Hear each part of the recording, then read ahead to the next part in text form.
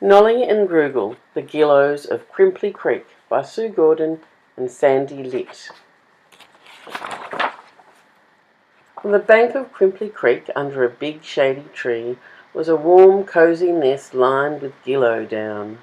For those of you who've never met a gillow, they are round, cuddly, fluffy creatures with little orange beaks and webbed feet. They love to splash and swim in quiet creeks and have lots of fun.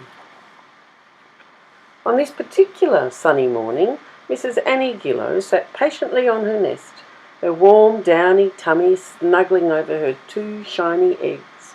Mr. Adolphus Gillow swam in the creek nearby, searching for breakfast among the waterweed and saying good morning to the Gillow neighbours. Suddenly, Mrs. Annie felt a tiny movement underneath her nest.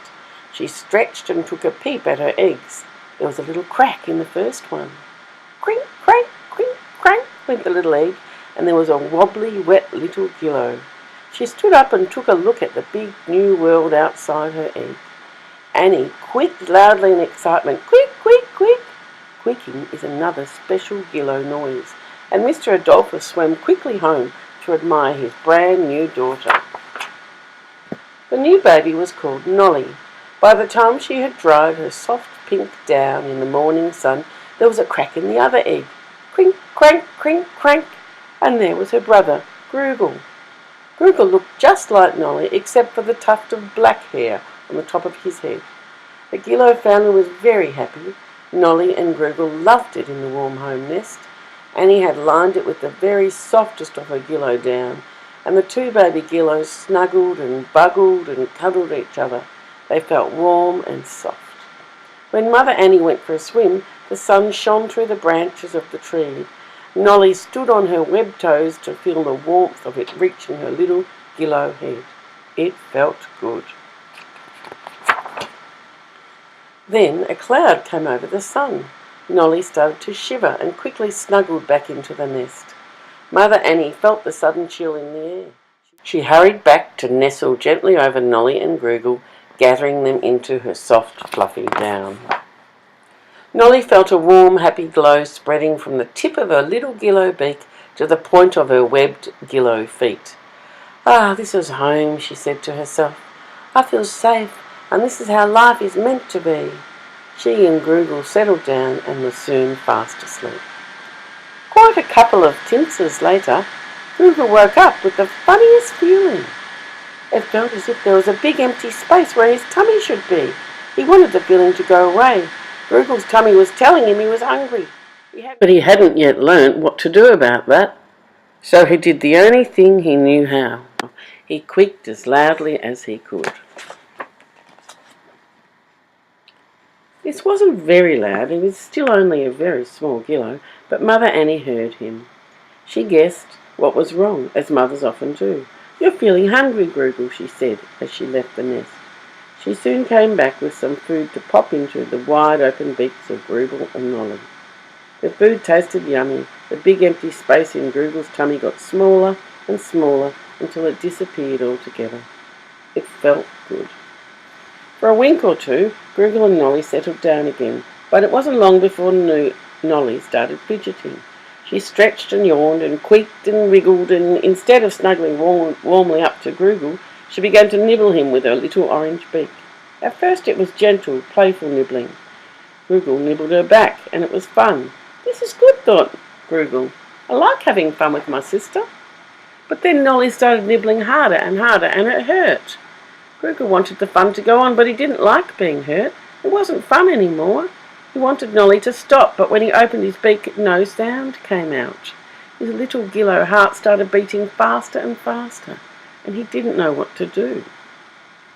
Just at that moment, Father Adolphus Gillow's bright eyes peered down over the top of the nest. Looks to me as though your brother has had enough of that, Nollie, said Father. I think you're getting bored with sitting at home too long. It must be time for our first swimming lesson. Groogle was so happy to see his father and so pleased that the nibbling had stopped. A warm, happy glow spread from the tip of his little gillow beak to the point of his webbed gillow feet. This is my kind, wise father, he thought. I'm safe now, and this is how life is meant to be. He snuggled back into his warm, safe nest and closed his eyes.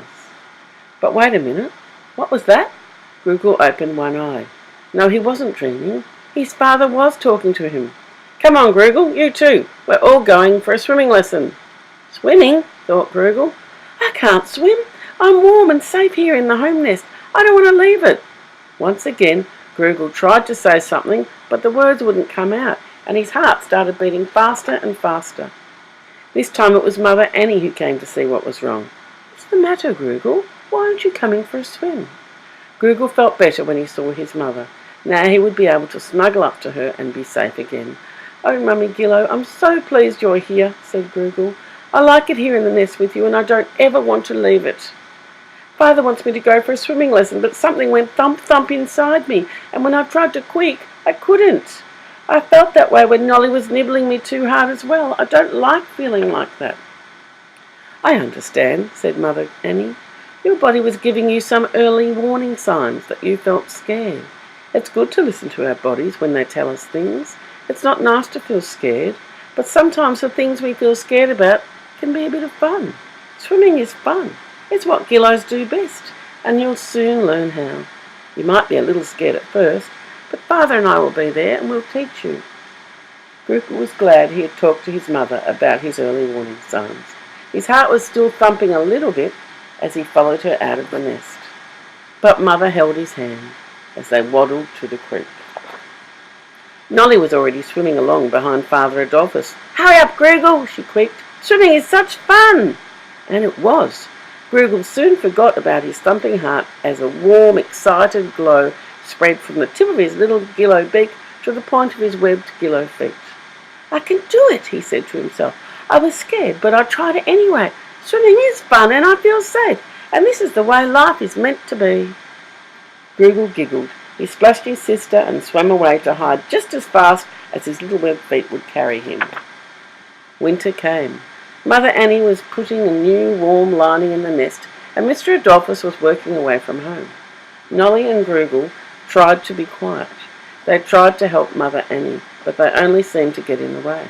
Why don't you two go for a nice long swim, said Mother Annie one day. You could pick some wikiweed for me to put in a pie for supper. Nollie and Groogle loved wikiweed pie. They hurried off and were soon giggling and splashing their way along Crimpley Creek. Nollie spotted some wikiweed growing near the other bank. They swam over to it, but it was old and tough, not at all good for making pies. I know where there's some nice fresh wikiweed, Nollie, said Groogle. I saw some the other day when Mother and I went to visit Auntie Clara.